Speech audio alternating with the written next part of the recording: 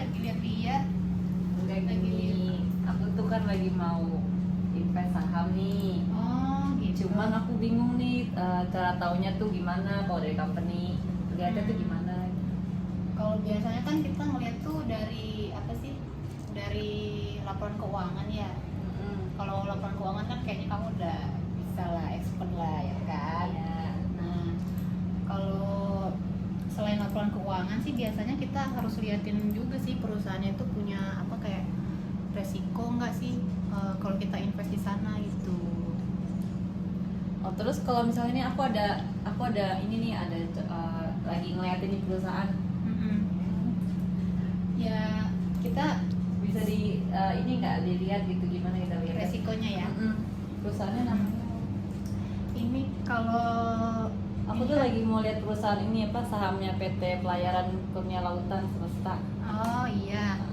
Itu Nah, pertama-tama kita kan belajar tentang resikonya dulu deh. Soalnya kan kalau misalnya kita mau invest saham ke dia, kita biasa lihat laporan keuangan itu kan biasa cuma lihat laba rugi gitu kan. Nah, kalau ini kita coba-coba nih ya sambil belajar juga ngelihat dari resikonya nih perusahaan kira-kira aman nggak nih kalau kita invest saham di situ gitu. Oke. Nah, terus Itu jenis-jenis resikonya apa gitu? iya kan kalau resiko tuh kayak banyak tuh, ada resiko bisnis misalnya kan, terus ada geografis, politik gitu kayak, terus ada ekonomi, sosial budaya. Itu kayak bisa mempengaruhi juga. Oke. Nah, terus apa namanya tuh manfaatnya tuh kenapa sih kita tuh harus Iya, kenapa kita harus ini ngeliatin manajemen resiko itu gimana? Iya. Kenapa? Soalnya ada manfaatnya juga sih. Nah, manfaatnya tuh kayak membantu perusahaan itu untuk mencapai visi misi gitu, terus mencegah perusahaan bangkrut kayak kolaps gitu kan. Nah, terus ningkatin keuntungan perusahaan, terus kayak menjaga kayak kita nih, kita kan mau invest tuh menjaga kepercayaan stakeholder lah, investor-investor gitu. Nah, terus ada prosesnya itu kayak gimana tuh? Nah, kalau prosesnya tuh kan perusahaan tuh paling pertama paling dia itu menganalisa dulu nih, analisa dulu resikonya. Terus dilihat nih muncul resiko itu berpotensinya di lingkungan yang mana gitu, di ruang lingkup perusahaan tuh yang mana kira-kira. Habis itu baru dia identifikasi ya kan. Habis identifikasi resiko, nah setelah tahu nih resikonya dievaluasi tuh, kira-kira resiko itu bisa berdampak yang signifikan enggak sama perusahaan gitu. Nah, terus kalau misalnya berdampak pada perusahaan kan jadinya mempengaruhi pengambilan keputusan si manajemen kan. Iya, betul. Gimana nih dia harus lakuin apa nih kalau misalnya ada hal-hal yang nggak diinginkan gitu kan. Nah, habis yang terakhir baru harus diinformasikan sih, misalnya kayak ke investornya lah, kalau perusahaannya itu ternyata mengalami risiko seperti ini harus diceritakan. Kalau apalagi kan ini perusahaan TBK kan yang investornya itu banyak gitu. Nah, biar nggak bingung, kita ini aja kali ya, langsung ke perusahaan tadi tuh, si pelayaran tadi kan. Coba dilihat perusahaannya itu gimana. Nah, jadi kan dia tuh perusahaan pelayaran Kurnia Lautan Semesta IBK ini, dia tuh sama kayak klien-klien kita gitu Son. Jadi dia kan perusahaan pelayaran, terus dia tuh owner kapal gitu. Nah iya karena kan klien kita dia kayak tertarik nih mau invest di sini nih, Iya. penasaran di sini. Nah, dia tuh kalau dia kayaknya penjamin apa itu saham dia tuh Panin Sekuritas. Jadi kalau misalnya ada kenapa-napa kayak PT Panin ini kayak insurannya dia lah, apa namanya, dia jadi bisa dipercaya gitu loh, ada institusi keuangan yang menjamin saham dia gitu. Kalau nah terus dia ini apa namanya, owner kapal bergerak di bidang logistik itu Son. Jadi dia ngangkut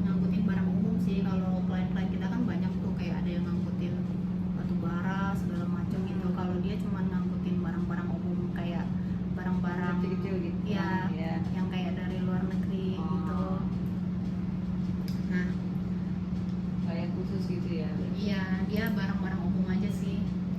Nah kan karena kita mau ngeliatin resiko dia, jadi nih dia di apa sih, di laporan yang prospektus dia ini dia jabarin sih. Nih udah aku ringkas juga tuh resiko dia tuh. Dia udah bilang ada beberapa resiko perusahaan yang bakal dihadapin gitu kalau kita mau invest gitu. Kira-kira ini tuh penjabarannya. Kayak yang satu nih, resiko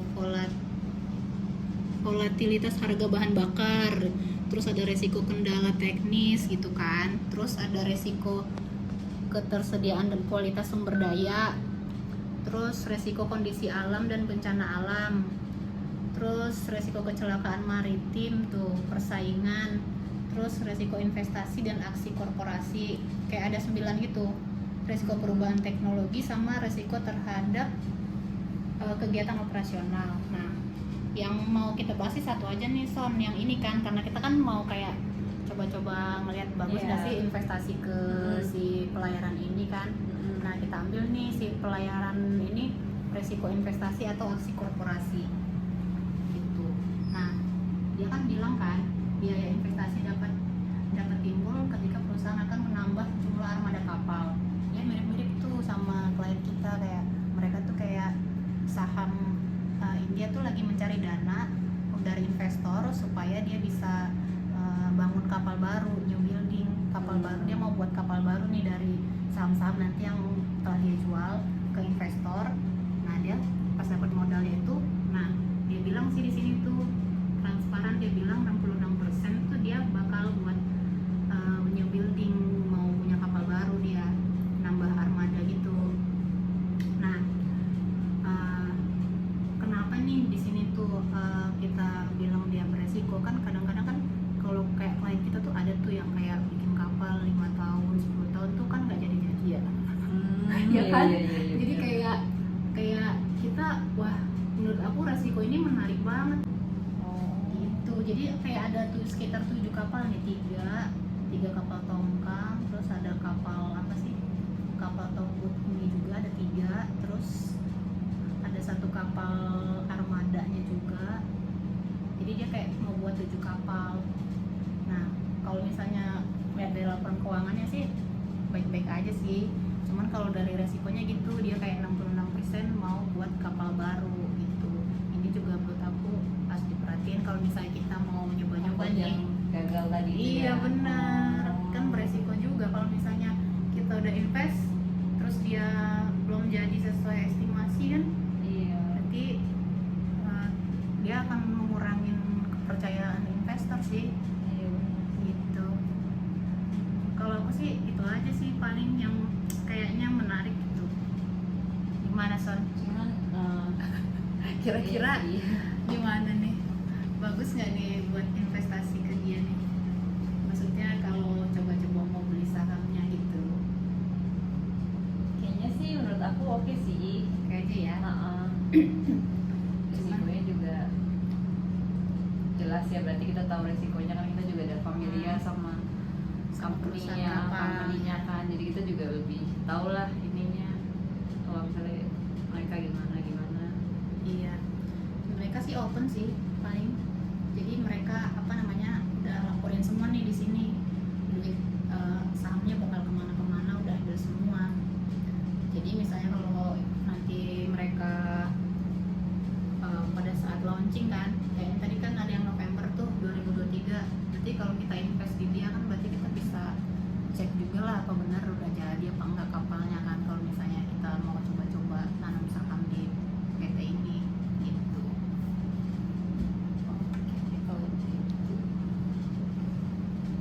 ya udah, kalau gitu mungkin aku jelas sih, cukup jelas sih kayaknya. Aku nih aman ya di sini ya, aku invest Iya. sini. Kayaknya aman sih. Lumayan lah. Iya, kayaknya aku mau deh invest sini. Oke deh Boleh kalau deh. gitu. Oke deh, thank you Mia. Oke. Oke.